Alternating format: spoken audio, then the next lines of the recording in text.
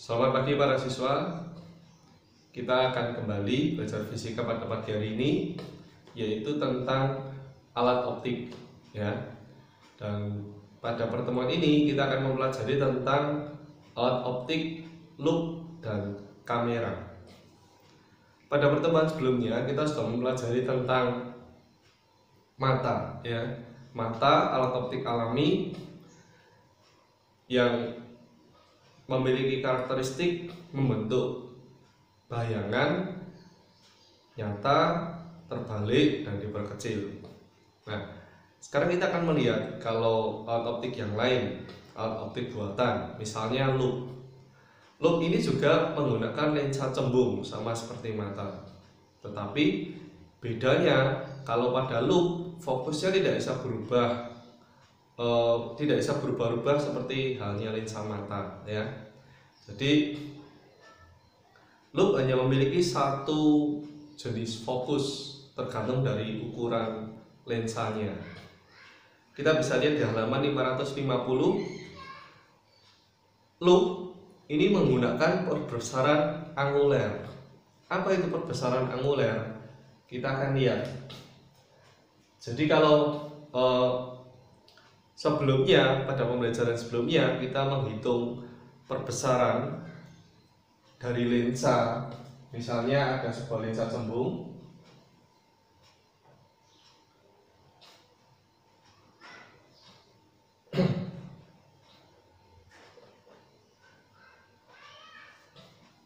Misalnya ada sebuah lensa cembung di mana ada benda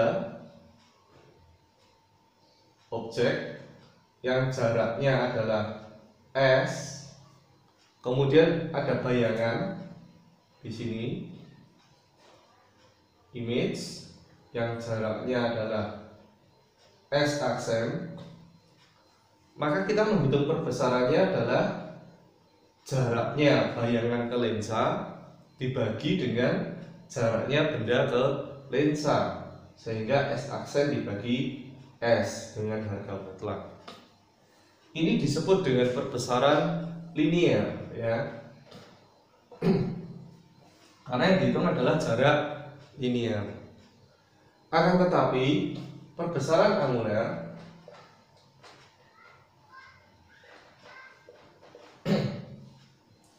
ini hanya terjadi jika perbesaran itu dilihat oleh mata, karena mata memiliki sudut buka yang bisa berubah-ubah. Misalnya ini ada mata yang melihat dua benda dengan ukuran sama, tetapi letaknya berbeda. Jadi ada dua benda dengan ukuran sama, ini benda satu, ukurannya sama. Di sini benda dua, tetapi letaknya berbeda, jauhnya berbeda. Maka untuk melihat kedua benda ini, mata harus menghasilkan sudut buka yang berbeda. Benda satu sudut bukanya sekian, benda dua sudut bukanya sekian.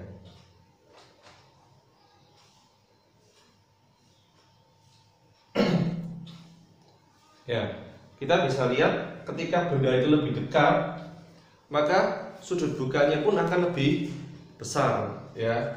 Ketika lebih dekat, sudut bukanya akan lebih besar. Kalau bisa lihat gambarnya itu ada di halaman 551 ya. Sudutnya lebih besar. Ini misalnya alfa 1, sini alfa 2 ya. Nah, karena perbedaan sudut buka mata ini, maka perbesarannya disebut dengan perbesaran sudut. Nah, kita bisa lihat perbesaran sudut didefinisikan sebagai perbandingan antara ukuran anguler benda yang dilihat menggunakan alat optik dan ukuran anguler benda yang dilihat tanpa menggunakan alat optik. Jadi misalnya ada mata yang melihat tanpa alat optik. Ini lensa cembung. Oh, sorry.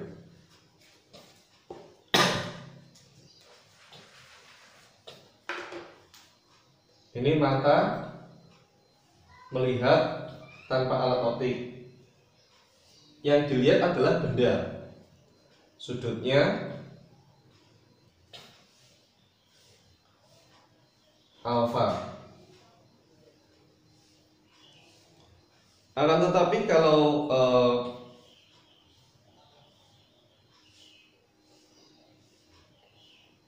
dia menggunakan alat optik untuk benda yang sama, yaitu lensa cembung. Untuk benda yang sama, kalau dia menggunakan lensa cembung, maka yang dilihat bukan lagi benda, melainkan bayangannya. Dan tentu saja bayangan yang dilihat harus bersifat maya, ya. Jadi ada di ruang satu, bersifat maya, tegak diperbesar image, sehingga sudutnya bukan lagi alfa melainkan beta. Nah, perbesaran anguler itu dirumuskan sebagai beta dibagi dengan alfa. Jadi sudut buka ketika dia menggunakan alat optik dibagi dengan ketika dia tanpa menggunakan alat optik. Nah, dari persamaan itu nantinya akan dirumuskan atau diturunkan beberapa persamaan yang lain. Kalian bisa lihat di halaman 552 sampai 554 ya. 552 sampai 554. Di sana ada berbagai macam perbesaran loop. Jadi kalau rumus perbesaran ini digabungkan dengan rumus yang sebelumnya, rumus perbesaran linear, kita akan dapatkan persamaan perbesaran loop untuk mata berakomodasi maksimum, mata berakomodasi minimum atau tanpa akomodasi, kemudian mata berakomodasi pada jarak tertentu ya. Kita bisa lihat kalau perbesaran untuk akomodasi maksimum adalah M sama dengan Sn dibagi F tambah 1. Dengan Sn itu adalah titik dekat mata normal ya, antara 25 sampai 30 cm. Sedangkan kalau berakomodasi minimum berarti Sn dibagi F. Kalau berakomodasi pada jarak tertentu maka Sn dibagi F ditambah Sn plus X. Sebetulnya apa sih yang membedakan akomodasi maksimum, akomodasi minimum, dan akomodasi pada jarak X? Yang membedakan adalah letak bayangannya ya. Jadi letak bayangannya ya, misalnya ini ada 3 gambar orang menggunakan loop. Ketika dia mau berakomodasi maksimum dan loop memang biasanya digunakan dengan kondisi berakomodasi maksimum. Jadi alat optik yang digunakan untuk melihat kedetailan suatu benda, jadi untuk memperbesar bayangan benda seperti loop atau mikroskop, maka lazimnya alat optik ini digunakan secara berakomodasi maksimum. Akan tetapi alat optik yang digunakan untuk melihat benda yang jauh, misalnya teropong, lazimnya alat optik ini digunakan dengan berakomodasi minimum. Jadi kalau di soal tidak diketahui jenis akomodasinya, kalau loop dan mikroskop pasti akomodasi maksimum, kalau teropong pasti minimum. Ya, kita lihat, kalau mata ingin berakomodasi maksimum dengan menggunakan loop, maka bagaimana caranya? Yang pasti bendanya harus ada di ruang satu supaya menghasilkan bayangan maya. Jadi ini bendanya, jaraknya S. Dan letak benda ini diatur sedemikian rupa supaya menghasilkan bayangan yang jaraknya adalah Sn. Atau misalnya Sn-nya 25 cm, tidak dekat mata normalnya 25 cm, berarti bayangannya diatur supaya jarak bayangannya itu 25 cm. Jadi bayangannya diatur sedemikian rupa supaya jaraknya adalah Sn atau minus 25 cm. minus karena harganya maya, ya. Jadi fokus dari lensa ini, fokus dari loop ini bisa kita hitung dengan rumus 1/f sama dengan 1/s ditambah 1/s aksen, dengan S aksennya adalah minus 25, ya. Nah, bagaimana kalau dia mau menghasilkan perbesaran minimum? Kalau perbesaran minimum, supaya mata berakomodasi minimum, maka yang dilihat itu harus berada pada jarak tak hingga. Sedangkan yang dilihat adalah bayangannya. Supaya dihasilkan bayangan maya dengan jarak tak terhingga, maka caranya bagaimana? Caranya adalah dengan meletakkan benda tepat di fokus lensa, ya. Jadi kalau kita letakkan benda di fokus lensa objek, kita akan dapatkan bayangan yang jaraknya tak terhingga. Jadi kalau kita gambar sinar istimewanya seperti ini.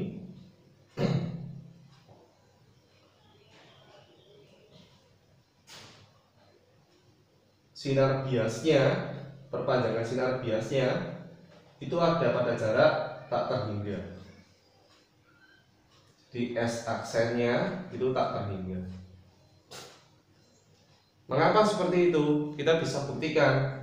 Misalnya kita masuk rumus 1/f sama dengan 1/s tambah 1/s aksen.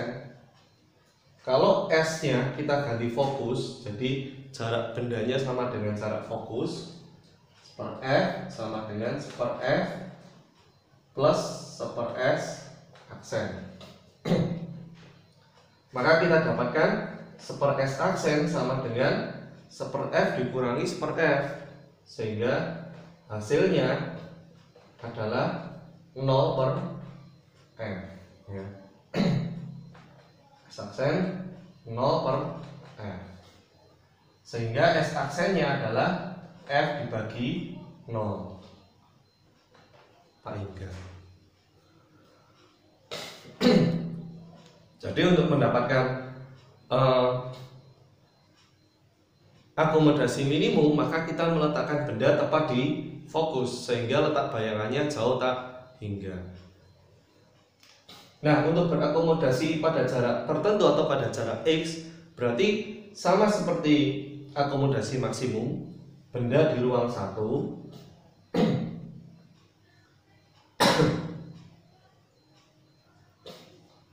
akan tetapi kita atur sedemikian rupa supaya jarak bayangannya itu berada pada jarak yang kita kehendaki.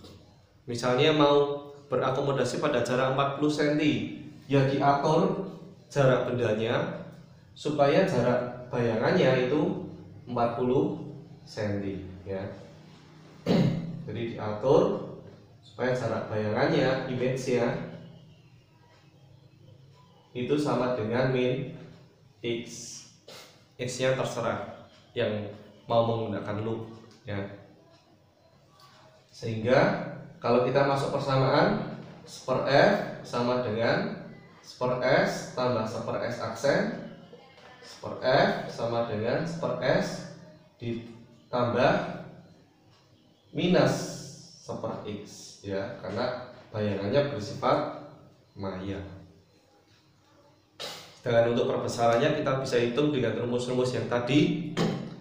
Kalau maksimum Sn/f tambah 1, minimum Sn/f. Kalau pada jarak X, akomodasi pada jarak X berarti Sn/f ditambah Sn/x. Ya, itu penjelasan untuk loop. Ya, sekarang kita lanjutkan ke kamera. Bagaimana kamera itu bekerja? Kamera ini mirip seperti mata, ya. Jadi kamera itu kalau kamu lihat di halaman 549, dia memiliki bagian-bagian yang mewakili bagian-bagian mata. Contoh misalnya film tempat bayangan terbentuk itu sama seperti retina mata kita. Jadi kalau mata kita bayangan dibentuk di retina, kalau kamera dibentuk di filmnya. Kemudian pencahayaan kamera itu bisa diatur melalui celah diafragmanya atau aperturnya. Itu mirip seperti iris kita. Ya, jadi iris kita atau pupil kita itu mengatur banyaknya cahaya yang masuk ke dalam mata. Sedangkan kalau di kamera, pupil ini digantikan dengan celah diafragma. Maka kamera pun harus menghasilkan bayangan yang sifatnya sama seperti mata. Jadi kalau kamera dia menggunakan lensa cembung juga.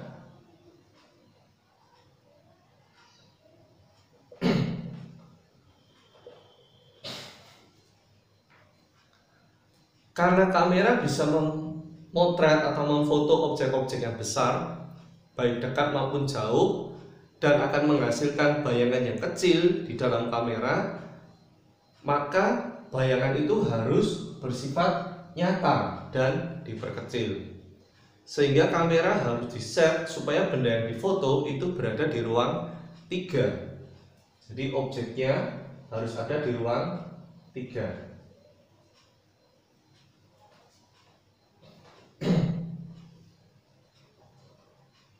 Sehingga bayangannya akan jatuh di ruang 2 dengan sifat nyata, tegak, diperkecil.